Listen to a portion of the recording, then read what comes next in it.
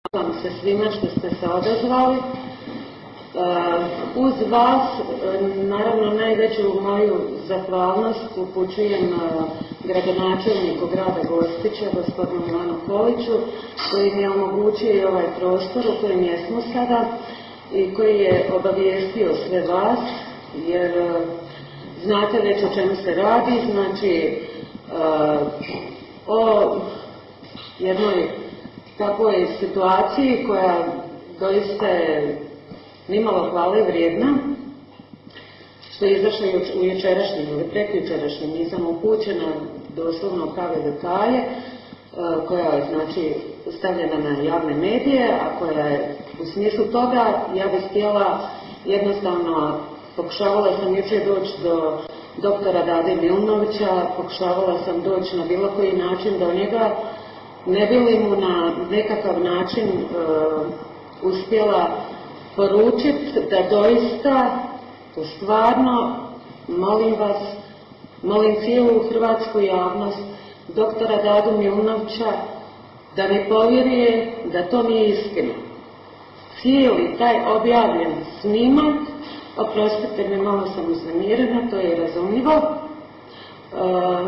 ja sam dala, ne mogu slagati da nisam, kažem iskreno, otvoreno, snimak je autentičan, ja sam na kameri, samo ono što je jako važno, zbog čega sam sve vas i pozvala, jest da je to montirano, da sam ja prisiljena, da tu izjavu dam pod prijetnjom, znači smrti moje djece i mene sami.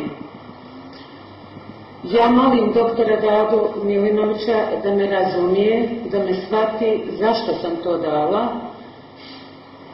zašto je to tako sve ispalo, zahvalna sam mu i neka me pokuša razumjeti da na taj način sam pokušala sačuvati znači život svoje obitelji i sebe. Svjesna sam da sam odlatila ime, svjesna sam da sam mu vjerojatno u nečemu naškodila. Nije mi bila namjera, niti sam nikad to svjesno niti poželjela, niti pomislila. Znači, jednostavno u jednom određenom trenutku nepoznati maskirani ljudi su došli po mene, odveženo u nepoznatom pravcu, ne znam gdje je ta kuća, to je privatna kuća, toliko se sjećam, i prisilili me, znači, da dam taj iskaz. Rekli su mi što ću točno pričati, to nije priča iz moje glave, to je priča iz nečijih tuđih mozgova koje su meni stavili u usta. Znači, ne znam što da vam kažem, ja sam stvarno ogorčena. Ja sam jučer kad su me određeni ljudi nazvali i rekli mi da se to nalazi na internetu, nisam znala što da činim. Sjela sam, razmislila, pokušala sam svakako doći do doktora Dade, da mu kažem, da potvrdim da to nije istina, da u toj cijeloj priči nema trunke istine. Znači, ja se ispričavam ne samo doktoru Dade, ne radi se samo o njemu, važno jest, ali svi su ljudi važni, znači svi koji su spomenuti u tom iskazu, sve su to priče neistinite. Ne znam da li postoje istine, da li ne postoje, ali je jedno sigurno da ja o njima ništa ne znam i da to nije iz moje glave.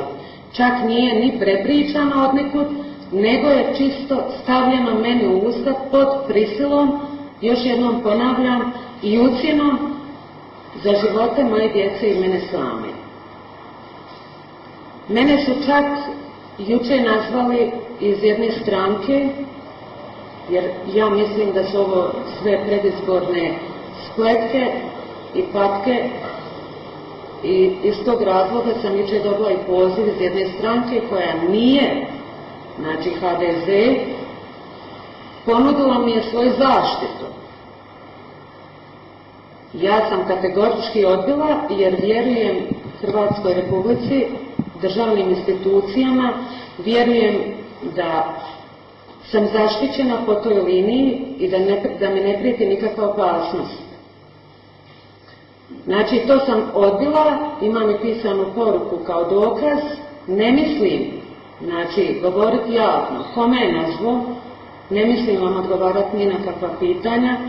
Zahvalna sam što ste mi došli i omogućili da kažem javno, da cijelu hrvatsku javnost upoznam i pošaljem poruku doktoru Dadi Milinoviću i svim akterima te priče da doista od toga što je ispričano, još jednom ponavljam, nije istina.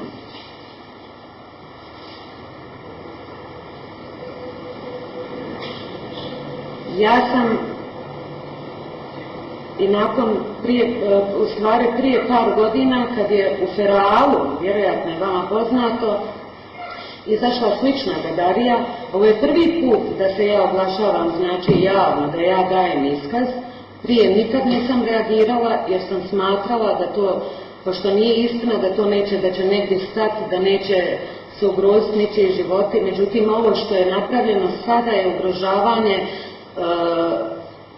jednostavno ugrožavanje života. Na to sam morala izreagirati. I da ne zaboravim, još jednom se ispričavam doktoru Dadi Milinoviću, njegove obitelji, svim akterima te priče koji moraju pretrpiti ovu bol i ova događanja, znači da im izaziva traume, stresove, šokove, posebno djeci. Jer sama sam majka, imam djecu i oni su pogođeni. Znači, još od prije par godina ja sam pokušavala doći do doktora Dade Milinovića i preko određenih ljudi i pokušavala sam i preko informacija doći do broja telefona. Na kraju nisam uspjela, kao ni jučer sam cijeli dan uzaludno pokušavala doći do njega, nisam uspjela. I ja ga sad ovim putem pozivam, ako je ikako moguće, da se, ako je ikako moguće da mu iko prenese, da se nakon ove tiskovne konferencije negdje sastanemo, da mu se i osobno ispriča. Znači, htjela sam vam to reći, ja pošto nisam mogla prije par godina doći do njega, ja sam još, čini mi se, 2004. godine napisala jedno pismo koje je on, sinoć sam vidjela na televiziji i pročitala, gdje mu ja još sad tvrdim da znači od svih tih priča, svih tih naklapanja, nagađanja i koje kakvih izjava doslovno nema apsolutno traga nikakvoj istini. Evo, posle ovoga ja bi vas molila za razumijevanje, da me ne pitate ništa, ne mislim dalje davati nikakve izjave za nijedne niti novine, niti televiziju, niti odgovarati na bilo kakva pitanja. Ja mislim da smo završili. Zato što je ovo i onako dovoljno stresno i ne želim produžavati agoniju ni svojoj ni tuđim obiteljima koji su dionici ovog problema. Samo reći, nakon što se to dogodilo, vi se pod prisilom, kažete da... Ne odgovaram na pitanja, žao mi je. To je moja čvrsta odluka da ne odgovaram ni na jedno pitanje. Molim vas za razumijevanje i hvala vam.